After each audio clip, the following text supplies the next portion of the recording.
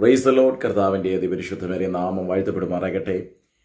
അനുഗ്രഹിക്കപ്പെട്ട ആ നല്ല സമയത്തെ ഓർത്ത് കർത്താവിന് മാനവും മഹത്വവും പുകഴ്ചയും അർപ്പിക്കും. നല്ല സമയം എൻ്റെ പ്രിയമുള്ളവരെ അഭിസംബോധനയാണ് കർത്താവിരിക്കുക. വിലപ്പെട്ട അവസരങ്ങളെ ഓർത്ത് കർത്താവിൻ്റെ മഹത്വം കരയേറ്റുന്നു.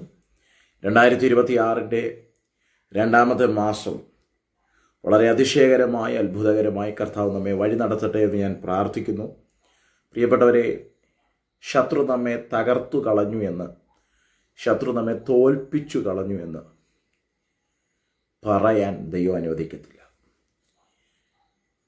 നാളിതുവരെ ഒരു വിടുതലോ ഒരു വിജയമോ ഒന്നും തന്നെ ലൈഫിൽ കണ്ടിട്ടില്ലായിരിക്കാം.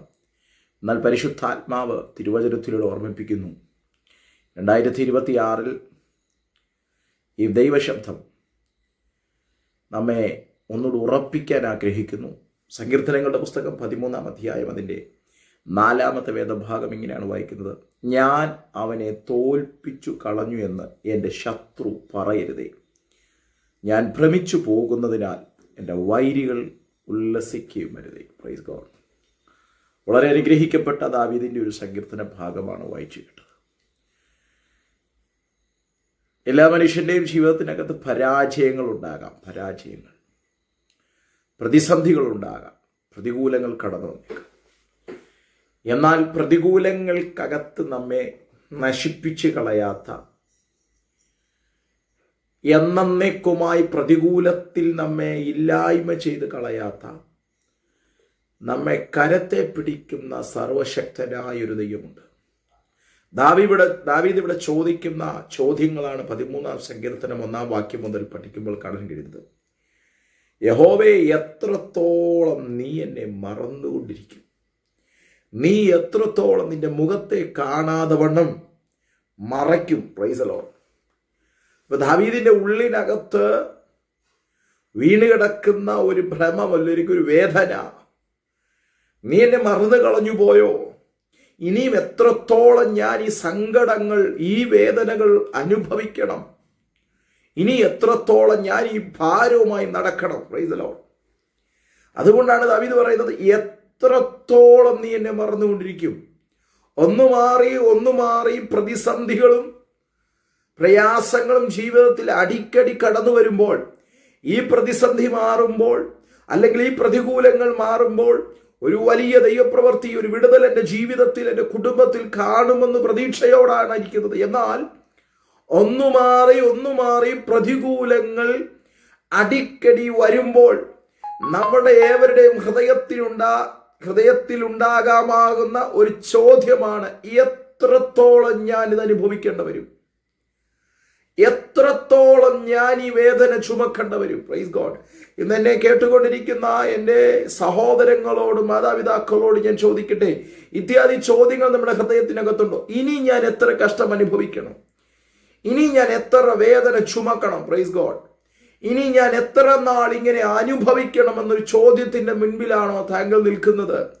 പരിശുദ്ധാത്മാവിൽ നിറഞ്ഞു നിന്നുകൊണ്ട് ഞാൻ ഒരു ദൂത് കൈമാറാം. നമ്മുടെ വേദനകളെ സ്റ്റോപ്പ് ചെയ്യുന്ന, അതിനകത്ത് കരം തരുന്ന, അല്ലെങ്കിൽ എത്രയധികം വേദനകൾ ലൈഫിലുടനീളം അനുഭവിച്ചിട്ടുണ്ടോ അതിനകത്ത് നമുക്ക് കരം തരുന്ന സർവവല്ലഭനായ ഒരു ദൈവമുണ്ട്. വളരെ വിശ്വാസത്തോടെ ദൈവത്തിന് മഹത്വം കൊടുക്കുക. ദാവീദ് ചോദിക്കുകയാണ്, എത്രത്തോളം ദൈവമേ നീ എന്നെ മറന്നുകൊണ്ടിരിക്കും? എത്രത്തോളം നിന്റെ മുഖം കാണാതെ വണ്ണം മറയ്ക്കും? ഇന്ന് ഒട്ടനവധി വർഷങ്ങളായി, നാളുകളായി പ്രാർത്ഥിച്ചുകൊണ്ടിരിക്കുന്ന എൻ്റെ മാതാപിതാക്കളെ നോക്കി ദൈവാത്മാവ് ചോദിക്കുന്നു, ദൈവത്തിന്റെ മുഖത്തെ കാണാതെ വണ്ണം മറച്ച് സ്തോത്രം മറന്നുപോയതുപോലൊരു സാഹചര്യം പോലെ, പ്രാർത്ഥിച്ചിട്ട് യാതൊരു ഫലവും കാണാത്തൊരു സാഹചര്യം പോലെ മുൻപോട്ട് പോവുകയാണോ?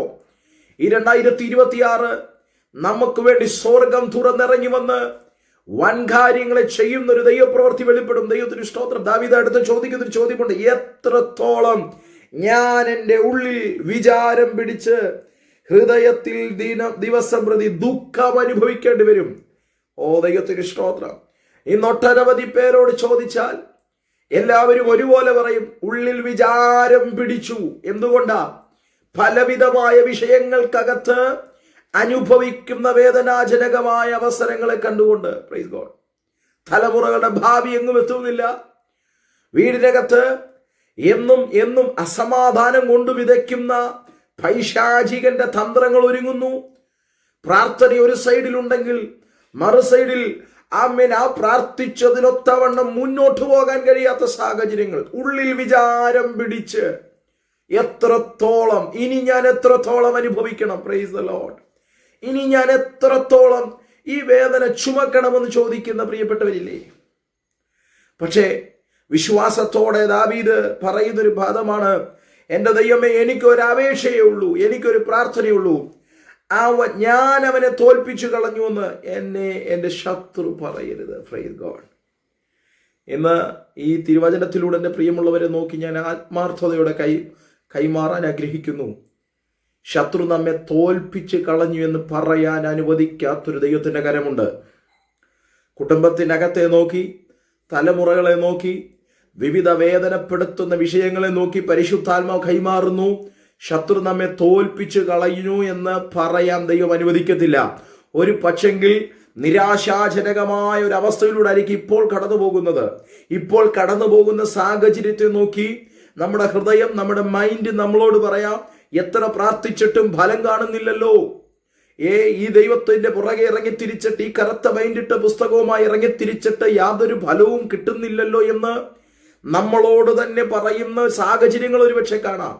പക്ഷെ ദൈവത്തിന്റെ ആത്മ പറയുന്നു, ദുഷ്ടൻ പ്രബലനാകാൻ അനുവദിക്കാത്തൊരു ദൈവത്തിന്റെ കരമുണ്ട്. നമ്മുടെ മേൽ ദുഷ്ടൻ വാഴാൻ അനുവദിക്കാത്തൊരു ദൈവത്തിന്റെ കരമുണ്ട്.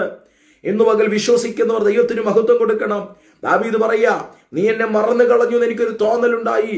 ദിവസം പ്രതി ഞാൻ ഉള്ളിൽ വിചാരപ്പെടുന്നത് സ്തോത്രം, ഇനി ഞാൻ എത്രത്തോളം ഈ ഭാരം ചുമണമെന്ന. പക്ഷെങ്കിൽ എനിക്കൊരു പ്രാർത്ഥനയേ ഉള്ളൂ, ദൈവമേ, അത് എൻ്റെ ശത്രു എന്നെ തോൽപ്പിച്ച് കളഞ്ഞു എന്ന് പറയാൻ അനുവദിക്കരുത്. ഇന്ന് പകൽ എന്നെ കേട്ടുകൊണ്ടിരിക്കുന്ന പ്രിയമുള്ളവരോട് പറയാം, പലപ്പോഴും പറഞ്ഞു, ശത്രു ജയമെടുക്കുകയാണ്, ശത്രു പ്രബലനായിക്കൊണ്ടിരിക്കുകയാണ്, ഇനി എനിക്ക് മുൻപോട്ട് പോകാൻ കഴിയുമോ എന്ന് ചോദിച്ചു. എന്നാ ദൈവത്തിന്റെ ആത്മ പറയുന്നു, ശത്രു നമ്മുടെ മേൽ പ്രബലനാകാൻ ദൈവം അനുവദിക്കത്തില്ല. Praise God.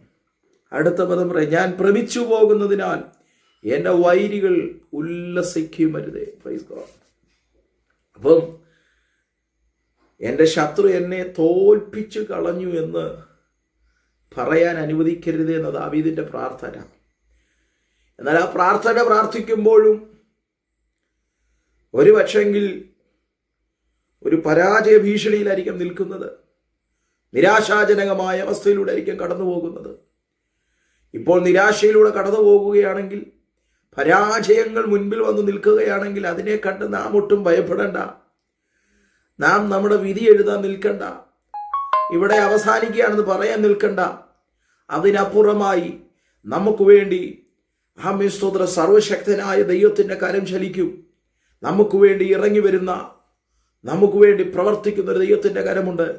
പ്രിയപ്പെട്ടവരെ, നമ്മുടെ കുടുംബത്തെ നോക്കി, തലമുറയെ നോക്കി, നാം അനുഭവിക്കുന്ന വിഷമ ഘട്ടങ്ങളെ നോക്കി ആത്മാർത്ഥതയോടെ വായ്കളെ തുറന്നു പറയണം, ഇതിൽ നിന്ന് തന്നെ കരം പിടിച്ചുയർത്തുന്ന, ഇതിനകത്തു തന്നെ പുറത്തു കൊണ്ടുവരുന്ന ഒരു ദൈവത്തിന്റെ കരമുണ്ട്. ഇന്ന് ഈ സന്ദേശം കേട്ടുകൊണ്ടിരിക്കുമ്പോൾ ചില കുടുംബങ്ങൾക്കകത്ത്, ചില വ്യക്തികളുടെ വിഷയങ്ങൾക്കകത്ത് ദൈവത്തിന്റെ കരം ചലിക്കും. വിശ്വാസത്തോടെ ദൈവത്തിന് മഹത്വം കൊടുക്കുക. വളരെ പ്രാർത്ഥനയോടും. ദൈവം നമ്മെ മറന്നു കളയത്തില്ല. നമ്മെ മറന്നു കളഞ്ഞ് നമുക്കൊരു തോന്നലുണ്ടായാൽ അതിനകത്തു നിന്ന് നമ്മെ പുറത്തു കൊണ്ടുവന്ന് ശത്രു പ്രബലനാകാതെ നമുക്ക് വിടുതൽ തരുന്ന, വിജയം തരുന്നൊരു ദൈവമുണ്ട്.